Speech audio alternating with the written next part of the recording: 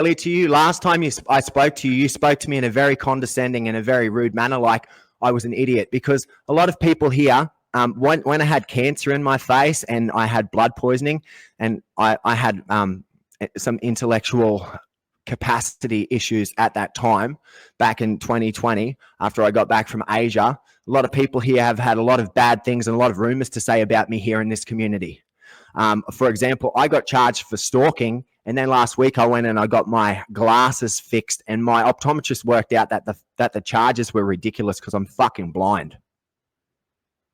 So I'm sitting here dealing with it, just like these wheels keep on spinning, because it's like you call up, you don't identify yourself, and then you're asking me, oh, what can I do for you, in a condescending manner, ma'am?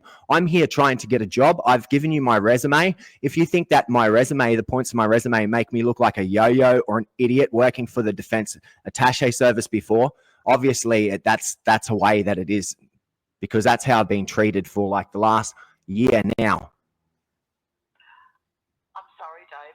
That way, I really am. I'm not trying to make anything more difficult for you. I'm just trying to help you in any way I can. I'm not trying to talk down to you. I'm just trying to help you. I know, but your position here, ma'am, pardon me, your position, okay, your position is that you have inherited a problem from a whole bunch of people that have created a very large problem, a legal problem here. And I'm just trying to live my life and not have somebody call up and blast my privacy everywhere whenever you feel like it because you don't agree with me politically. And that's what this is about. And I'd like to ask you this question, Kim. It's kind of like it kosher or whatever, kind of question, but like Iran or Israel, which side are you on, ma'am? Ukraine or Russia? Because really, to me, it seems like Russia and Iran keeps on calling up me because I'm Jewish and I work for America.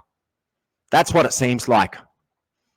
Dilbaz Farat and all this rubbish in this city and all these people that were harassing me before you were the person who was my point of contact, ma'am.